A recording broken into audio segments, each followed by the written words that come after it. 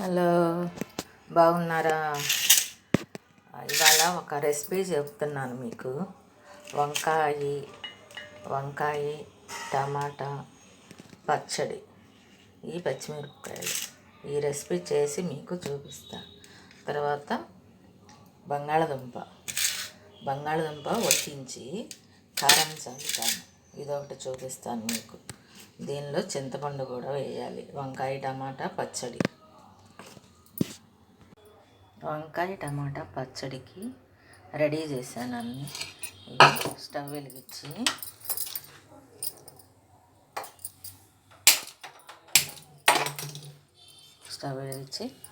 మనం పొయ్యి మీద పెట్టుకోవాలి. పెట్టుకున్న తర్వాత కొంచెం నూనె వేసుకోవాలి. నూనె వేసుకుంటే బాగా మగ్గిద్ది అన్నమాట. మగ్గినాక చక్కగా చేసుకోవచ్చు. అన్నీ ఉడికినాక అప్పుడు మళ్ళీ మీకు రెసిపీ చూపిస్తాను. బంగాళదుంప అని చెప్పాను కదా, ఇదిగో బంగాళదుంప కారపకాయ అంటే మేము కారపకాయ అంటాము. అది ఉడికించి కారం చల్లుతాను అన్నమాట. ఇది కూడా ఒక రెసిపీ చూపిస్తాను మీకు. Okay, hello. వంకాయ టమాటా పచ్చడి వేగుతుంది, చూస్తున్నారా? ఇది ఇట్లా వేగాలన్నమాట. వంకాయ పచ్చడి రెసిపీ చేసి చూపిస్తానని చెప్పాను కదా, రోటి పచ్చడి అన్నమాట. చాలా బాగుంటుంది. మీరు కూడా ఒకసారి ట్రై చేయండి. ఇట్లా పచ్చిమిరపకాయలు దంచుకొని మెత్తగా దీనిలో కొద్దిగా సాల్ట్, కల్లుప్పు వేసుకోవాలి. వేసుకున్నాక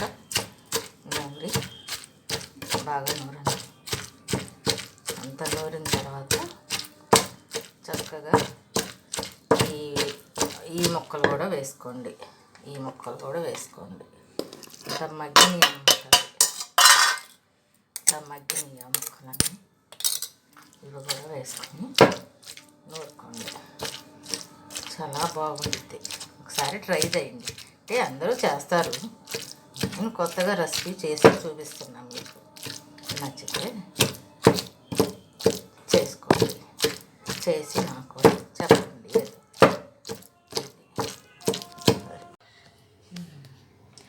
వంకాయ పచ్చడి రెడీ అయింది. వంకాయ పచ్చడి బాగుంటుంది, చాలా బాగుంటుంది. వంకాయ టమాటా పచ్చడి, బంగాళదుంప కారం వేసి చేసా.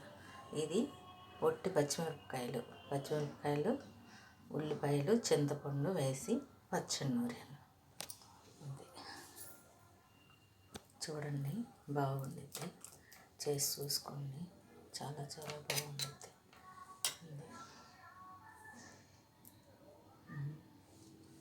ఈ పచ్చడి కూడా చాలా బాగుంటుంది. ఇది చూపించడం లేదు. పచ్చిమిరపకాయలు, పచ్చిమిరపకాయలు, చింతపండు, ఉల్లిపాయ బాగా దంచుకొని కొత్తిమీర వేసుకొని చేసుకోవడం.